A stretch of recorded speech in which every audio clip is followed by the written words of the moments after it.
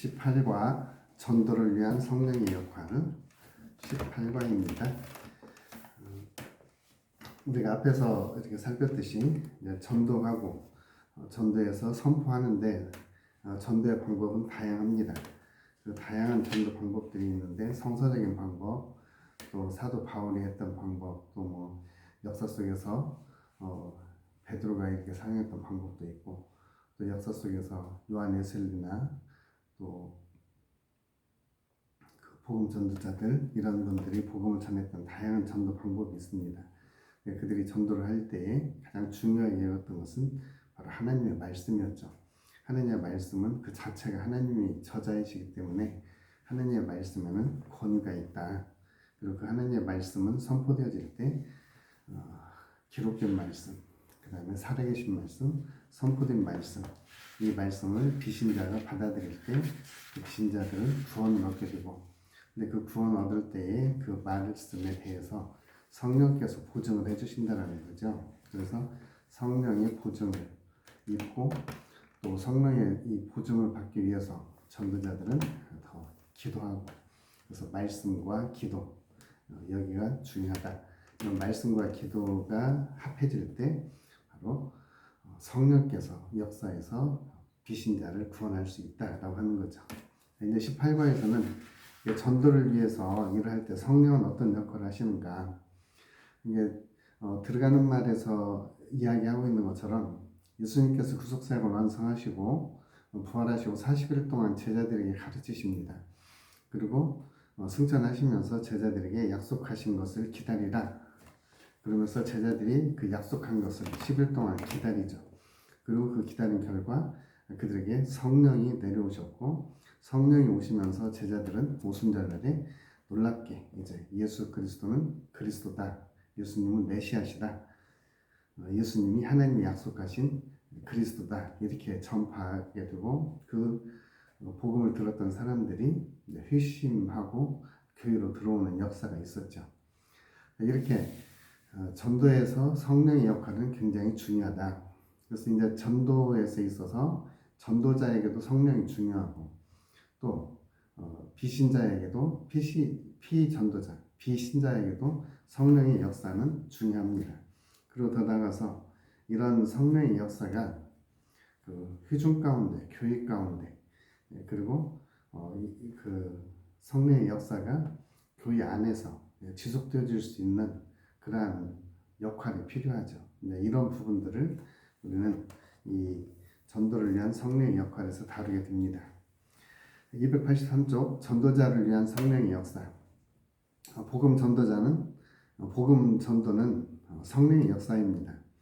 성령께서 인간이라고 하는 통로를 통해서 불신자에게, 비신자에게 복음을 전하고, 그 복음을 받은 사람들은 이제 그리스도 앞에 나오게 되는 거죠. 자, 이렇게 하기 위해서 전도자들을 성령 하나님께서 먼저 준비를 시킵니다. 효율적인 전도를 위해서 전도자들에게 하나님의 능력을 주십니다. 능력을 받은 전도자는 성령의 인도를 받고, 성령의 인도에 따라서 하나님 주시는 말씀, 하나님의 복음을 잘 전달을 하는 거죠. 자, 먼저 능력에 대해서 봅니다. 283쪽 1번 능력.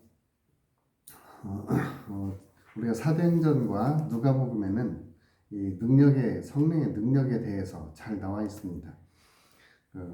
우리가 사복음서가 있는데, 마태복음에서는 예수님께서 하나님의 아들이심을, 그리고 만왕의 왕으로 오신 예수님이심을 증거하고 있고, 마가복음은 예수님이 만왕의 왕으로 오셨는데 그분은 하나님 나라를 우리 가운데 가지고 오신 분으로, 그래서 하나님 나라를 우리 가운데 가지고 오신 그 분이 누가복음에서는 성령을 힘입은, 그리고 누가복음에는 기도가 많이 나옵니다. 그래서 성령의 능력이 동반되기 위해서는 기도가 필수적이라고 하는 것을 보여주고 있습니다. 그래서 이 복음 전도에서도 기도와 성령, 말씀과 기도, 이것이 성령의 능력이 뒷받침될 수 있는 길을 열어준다라는 거죠. 그럼 어떻게 이렇게 성령의 능력을 받을 수 있나? 그것은 284쪽 중간 부분에 있는 것처럼 순종이다. 제자들도 예수님의 말씀에 순종해서 열흘 동안 전심으로 기도했었고 그곳에서 기도할 때에 바로 성령께서 그들에게 강림하시는 이러한 일이 있었습니다. 이처럼 제자들도 순종을 통해서 성령의 충만함을 경험했고 그리고 성령 충만한 경험한 후에 그들은 교회 공동체 생활을 하게 되는 거죠. 그래서 복음을 전하고 교회가 공동체 생활을 하고 이렇게 하면서 그들은 성령의 사람인 것 그리고 성령이 그들을 통해서 일하신다고 하는 것을 세상 속에 드러냅니다. 그래서 그들이 드러냈던 성령께서 성령의 능력이 구체적으로 드러냈던 그러한 방법은 285쪽 중간쯤 보면 성령의 능력이 드러난 방법은 폭발력을 통해서다. 베드로와 사도들을 통해서 복음이 전파되었을 때 3,000명, 5,000명들이 회개하고 돌아오는데 이것은 성령의 폭발적인 역사다 이렇게 볼 수 있고 두 번째 성령의 능력이 나타나는 방법은 성령 충만을 받은 사람들의 삶의 변화입니다. 변화된 삶. 그래서 비신자들이 변화되면 반드시 주님께 끌리게 되고 주님께 나오는 사람들은 그 삶이 변화되어지고 그래서 구원의 역사도 증가되어지고 많은 사람들로부터 칭송을 받는 이런 삶이 되어지는 거죠. 그래서 제자들이 성령의 능력을 경험했을 때 그들은 그 전에 있던 두려움, 무서움 이런 것들을 극복하고 담대하게 복음을 전하죠. 무서워서 방문을 닫고 있었던 제자들이 이제는 공의 앞에 가서도 담대하게 복음을 전하는 모습을 봅니다. 이게 바로 성령께서 그들에게 임하셔서 그들에게 주신 능력의 결과로 이렇게 볼 수 있습니다. 두 번째로 286쪽에 성령님은 전도자를 인도하십니다. 성령께서는 전도자를 하나님의 도구로 사용을 하십니다. 그 도구로 사용하실 때 우리가 그릇이 깨끗해야 어떤 음식을 담든지 그릇으로 쓰듯이 성령의 도구가 되어지는 사람은 일단 성령을 체험하고 성령으로 정결해지고 정결해지는 것은 우리가 회개를 통해서 정결해질 수 있는 거죠. 그래서 이 성령 하나님께서는 그 전도자를 준비를 시키셔서 이제 인도를 해가십니다. 인도하는데 먼저 복음을 전해야 될 대상들, 피전도자를 비신자를 만나게 하는 일들, 그를 만나서 전해야 될 말씀들, 또 그가 어떻게 하면 말씀을 잘 들을 수 있을까, 예화라든지 또는 그 비신자가 전도자를 통해서 하나님의 사랑을 경험할 수 있도록 성령 하나님은 인도해 주십니다. 물론 성령 하나님은 똑같이는 인도하지 않습니다. 사람마다 혹은 전도인 혹은 비신자마다 각기 다르게 전도를 할 수 있도록 인도를 하십니다. 어떤 사람에게는 설교를 통해서, 어떤 사람은 문서를 통해서, 또 어떤 사람은 기도, 치유, 능력 이런 것을 통해서 전도를 합니다. 우리 성경에서도 보면 빌립의 경우 성령께서 가사로 내려가는 길로 가라고 그러죠. 가서 그곳에서 그 에디오피아 내시를 만나게 되고 그에게 적절한 말씀을 전하고 그에게 세례를 주고 아마 이렇게 직접 그에게 가라고 하는 이런 말씀을 주시기도 하고 또 베드로 같은 경우는 고넬료에게 복음을 전하도록 환상을 이렇게 열어서 보여주죠. 구체적으로 이렇게 인도를 해가십니다. 바울도 성령 하나님께서 바울도 전도할 때 구체적으로 인도해 가셨던 모습을 봅니다.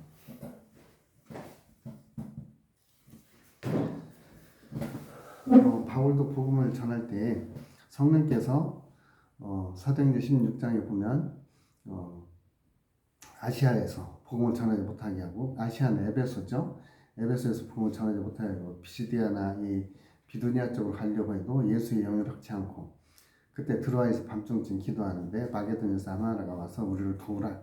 이게 성령이 인도하시구나 알고 바울은 그때 바로 그곳을 떠나서 유럽 지역으로 가서 복음을 전하게 됩니다. 그래서 이제 유럽이 복음화되어지는 첫 걸음을 이렇게 하게 되죠. 바로 이렇게 성령께서는 비신자에게 전도자가 복음을 전할 수 있도록 인도를 하십니다. 이렇게 특별한 방법으로 인도하시기도 하지만 또 보편적이고 상식적인 방법도 사용하십니다. 바울은 대도시에 가서 복음을 전할 때 도시 전도를 주로 했고 그 도시에 교회를 세웠었는데 이 바울은 도시에 가면은 먼저 유대인의 회당에 들어가서 유대인과 경건한 사람들에게 복음을 전하고 그리고 그들이 성령과 능력의 확신을 가지고 이제 그리스도를 영접하고 하나님의 백성이 되어지는 이런 방법이 있었죠. 또 때로는 성령 하나님께서 그들을 교회 공동체로 인도를 하십니다. 교회 공동체로 인도를 해서 교회 안에서 성령의 역사를 경험을 하고 그리고 그 교회 안에서 하나님을 만날 수 있는 이렇게도 성령 하나님께서는 인도를 하시죠. 그래서 성령인 하나님께서 구체적으로 쓸 수 있도록 준비되어지는 그릇 이것이 필요합니다. 그리고 289쪽에 3번의 전달 이 전도자는 성령의 능력, 성령의 인도하심 여기에 더 나아가서 복음의 내용을 적절하게 전달하는 게 필요합니다. 피전도자에게 설득시키는 것도 필요하고 그 피전도자가 하나님의 사랑을 경험할 수 있도록 복음을 잘 전달하는 것이 필요하죠. 복음을 전달하기 위해서는 세 가지 요소가 필요하다. 지적인 요소, 영적인 요소, 육적인 요소. 이 세 가지 요소가 필요한데 예수님께서도 복음을 전하실 때 회당에서 가르치시고 천국 복음 전파하시고 모든 병과 모든 약한 것 고치셨습니다. 그래서 지적인 요소, 영적인 요소, 육적인 요소들이 함께 포함되어 있죠. 그래서 이제 복음 전도자들은 지적인 요소, 복음이 필요한 이유, 복음의 내용, 복음을 수용했을 때, 그리고 복음을 거부했을 때 그들이 지는 책임, 이런 것들을 정확하게 전달할 수 있는 게 필요합니다. 그래서 이 전도자가 이런 것을 전달하려면은 성령의 능력을 힘입어서 해야 되죠. 영이신 하나님의 인도하심을 받아서 이 복음의 내용을 정확하게 전달하는 게 필요합니다. 이렇게 복음을 전달할 때 성령께서 보증을 해주시고 때로는 기적을 동반하기도 하고 때로는 질병의 치유, 때로는 귀한 간증을 통해서 그가 하나님께로 나올 수 있는 길을 열어주시기도 합니다. 물론 육체의 질병이 치유됐다고 해서 그가 구원받은 것은 아닙니다. 육체의 구원을, 육체의 질병의 치유를 통해서 그가 구원받을 수 있는 영적인 준비가 되어진 거죠. 그래서 이 전도자는 항상 복음을 전달할 수 있는 내용들, 거기에 지적인 요소, 영적인 요소, 육체적인 요소들을 잘 갖추어서 언제든지 적절하게 복음을 전할 수 있는 준비를 하는 것이 필요합니다. 이렇게 준비해서 전달할 때 성령께서 역사하셔서 비신자가 구원받을 수 있는 길을 열어주시는 거죠. 그리고 291쪽에 보면은 피전도자를 위해서 성령께서 역사하시는 부분이 있습니다. 피전도자에게도 성령께서 역사를 하셔야죠. 그래서 그 성령께서 오셔서 성령이 오시면은 죄에 대해서 의에 대해서 심판에 대해서 세상을 책망하시리라고 요한복음 16장 8절 이하에서 말씀을 하십니다. 그래서 성령께서 죄인을 책망을 하시죠. 물론 우리를 책망하는 것은 우리의 양심의 소리도 있습니다. 그러나 양심의 소리는 대부분 정죄의 심판으로 간다면은 이 성령의 책망은 그로 하여금 돌이켜서 하나님의 구원에 이르게 만들어 주십니다. 그래서 이 성령께서 오셔서 죄에 대해서, 의에 대해서, 심판에 대해서 책망을 하신다. 그래서 292쪽 반가로 1번에 죄에 대해서 책망하시는데 이 죄는 우리가 생활 속에서 범하는 그런 죄들도 있을 수 있지만 여기서 죄가 단수로 나온 거 보면은 가장 큰 죄는 바로 하나님을 믿지 않는 그 자체가 죄라는 거죠. 하나님을 믿지 않는 죄, 그것이 교만일 수도 있고 하나님을 거부하는 이러한 죄, 이러한 죄에 대해서 책망을 하시고 그리고 그를 하나님이 사랑해서 그를 돌이킬 수 있도록 성령 하나님께서 죄에 대해서 책망을 하시는 것입니다. 성령 하나님께서 그의 죄를 책망했다면 그는 구원받을 수 있는 길이 열려지는 하나님의 은혜 가운데 있는 거죠. 그래서 성령 하나님은 피전도자에게 죄에 대해서 책망을 하십니다. 두 번째 의에 대한 책망인데 이 의는 인간의 의는 성경에 있는 것처럼 더러운 옷과 같아서 쓸모가 없습니다. 그래서 인간에게는 하나님의 의가 필요하다. 그 하나님의 의는 바로 예수 그리스도의 의다. 그래서 예수 그리스도께서 완성하신 그 의, 그 의를 이렇게 수용하고 그 의를 우리 가운데 그 의가 전가되어지도록 하는 것이 중요합니다. 그래서 여기서 중요한 부분은 전가라고 하는 용어예요. 예수 그리스도의 의가 우리에게 전가되어짐으로써 우리가 하나님의 의를 힘입는 거지요. 바로 이 일을 위해서 성령 하나님께서 의에 대해서 책망을 하십니다. 우리 사도행전 2장에 보면 베드로가 오순절에 설교를 합니다. 그래서 그 설교를 듣고 사람들이 어이없고 하면서 회개하는 마음을 갖게 되죠. 이게 바로 죄에 대해서 꾸짖은 것이고, 그 다음에 이 베드로가 예수 그리스도를 믿으라 이렇게 이야기를 하죠. 그 예수 그리스도를 믿는 것이 바로 이 의에 대해서 예수 그리스도의 의를 수용을 하는 거죠. 그럼으로써 예수님의 구속 사역이 이 피전도자에게 온전히 임함으로써 이제는 피전도자는 요한복음 3장에서 말씀하시는 것처럼 물과 성령으로 거듭나게 되어집니다. 그리고 298쪽 심판에 대한 책망. 여기서 이 심판은 이 세상 임금이 심판을 받았다고 하는데, 이 세상 임금은 공중 권세 잡은 자, 이 세상의 신 이렇게도 불리는데 이건 사단이죠. 이 사단은 인간의 욕심을 부추겨서 하나님의 역사를 방해하게 만듭니다. 대표적인 신뢰는 가룟 유다죠.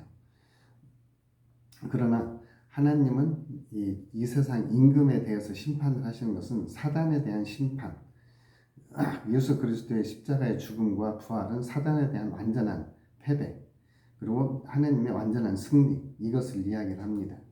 그래서 이 전도인이 하나님의 능력을 힘입어서 성령의 능력으로 인도를 받아서 복음을 잘 전하면 피전도자는 이 심판에 대해서 깨닫고 돌이켜서 심판을 벗어나서, 다시 말하면 사단의 지배에서 벗어나서 하나님의 은혜의 자리, 예수 그리스도를 신뢰하는 자리로 오게 됩니다. 그래서 이 성령께서는 피전도자가 복음을 들을 때 죄에 대해서, 의에 대해서, 심판에 대해서 이것을 깨닫고 성령 하나님께서 이제는 구원받을 수 있는 길은 예수 그리스도 안에 있구나. 그래서 예수를 믿는 자들은 이미 영생을 얻고 심판에 이르지 않는 이러한 은혜를 주셔서 비신자에게도 성령께서 역사하심으로 이들이 돌이킬 수 있는 길을 예비를 해주십니다. 자, 이렇게 비신자가 복음을 듣고 회심을 위해서 또 성령 하나님께서는 역사를 하시죠. 피전도자를 성령께서 책망하실 때 그들이 나타나는 방법은 회개, 그리고 또 하나는 믿음입니다. 여기서 회개는 300쪽의 4번 회심을 위한 성령의 역사. 회개는 지금까지 지은 죄와 죄에 대하여 임한 심판을 인식하고 죄에서부터 돌아서는 것, 이것이 회개입니다. 믿음은 하나님의 아들 예수 그리스도가 인류의 죄를 위하여 대속적인 죽음을 죽으시고 그가 또 살아나신 사실을 받아들이는 것, 그러니까 우리가 복음을 수용하는 거죠. 그래서 이 회개와 믿음, 이 두 가지가 동시에 필요합니다. 우리가 구원의 서정에서도 회심, 믿음, 회개와 믿음, 양자, 삼음, 이런 부분으로 이렇게 성령의 인침 이렇게 나가듯이 이 회심을 위해서 회개하고 믿음으로 반응하는 것이 중요합니다. 이렇게 회개하고 믿는 그러한 과정 속에서 이제 나타나는 것이 바로 성령 세례죠. 성령 세례. 물론 이제 성령의 역사는 다양한데 그 중에 하나가 바로 성령 세례다. 성령 세례는 어떤 것이냐? 302쪽 네 번째, 다섯 번째 줄에 보면 성령 세례는 개인적으로 성령을 받아들이는 것이다. 성령 세례는 개인적으로 예수를 주로 고백하고 성령으로 아니하고는 누구든지 예수를 주로 고백할 수 없습니다. 그래서 성령으로 예수를 주로 고백하는 것, 이게 바로 성령 세례의 의미고, 또 하나 두 번째 성령 세례의 의미는 피전도자의 마음 속에 성령께서 들어오셔서 이제 그 피전도인으로 하여금 이제는 교회의 공동체의 일원이 되게 합니다. 그래서 성령으로 세례를 받아서 한 몸이 되었다. 여기서 몸은 바로 교회를 의미하는 거죠. 그래서 이 성령 세례는 개인적으로 성령을 받아들이는 것, 그리고 공동체 속에 내가 포함되어지는 것, 이것을 성령 세례로 볼 수 있습니다. 그래서 성령 세례를 통해서 개인적으로 회심을 경험하고 또한 교회의 구성원이 되어지는 것, 이것이 바로 성령 세례다, 이렇게 보시면 됩니다. 그래서 이런 성령께서 성령 세례를 주심으로써 피전도자가 개인적으로 구세주를 영접하고 성령을 받아들이고 교회 공동체의 일원이 되어지는 것. 이제 그러고 나서는 성령 세례를 또 다른 사람이 받을 수 있도록 전도자가 되어지는 이런 일이 있겠죠. 이렇게 전도자가 되어질 때 그들에게 필요한 것은 성령의 충만함이 필요합니다. 304쪽 휴심을 위한 성령의 역사의 두 번째는 성령의 충만. 성령 충만을 이 성령 충만을 통해서 그 성령 충만이라고 하는 말은 어떤 현상적인 것이라보다는 성령의 지배를 받는, 성령의 다스림을 받는 이것을 이야기를 합니다. 왜냐하면 성령을 개인적으로 받아들였고 성령 안에 있기 때문에 이제 우리에게 지속적으로 필요한 것은 성령의 충만함입니다. 그래서 성령의 충만함을 통해서 이제는 그 삶이 성령의 충만한 삶으로 되어지고 그 삶을 통해서 이제는 성령께서 드러나고 나타나시는 거죠. 우리 안에서 착한 일을 시작하신 분이 그리스도 예수의 날까지 우리로 하여금 성령의 충만함을 이룰 것을 우리는 고백을 합니다. 그래서 이렇게 성령이 충만하면은 이제 우리를 통해서 예수 그리스도가 드러납니다. 예수 그리스도가 드러나는 것은 다른 말로 하면 복음을 전하는 하나님의 동역자가 되어지는 거죠. 하나님의 동역자가 다른 사람들이 또 회심해서 그리스도를 영접할 수 있도록 돕는 그러한 역할을 하게 됩니다. 이렇게 우리가 성령이 충만하더라도 또 우리가 성령의 지배를 받고 성령 안에서 이렇게 살아가는데 우리에게 이런 성령의 충만함을 받음에도 불구하고 우리는 여전히 육신 가운데서 주의 법 아래에서 우리를 사로잡아 오는 모습을 종종 봅니다. 그래서 사도 바울이 로마서 7장에서 고백하는 것처럼 우리가 성령 충만을 유지하고 또 성령 충만함을 지속적으로 유지하는 데에 이 육신의 일들 또 육신의 연약함들 이런 것들이 우리를 계속해서 옛 사람으로 사로잡아 오려고 하는 이런 삶이 있죠. 그래서 우리에게 지속적으로 성령의 충만함을 받기 위해서는 지속적인 회개와 예수 그리스도에 대한 믿음 이것이 함께 가는 것이 필요합니다. 그래서 하나님이 정말 기쁘게 여기는 하나님의 사람이 되어지는 거죠. 그리고 마지막으로 307쪽에 성령과 부활. 지금까지 성령의 충만함은 이제 현재적인 사건이라면 우리의 최종적인 구원은 미래적인 사건이 있잖아요.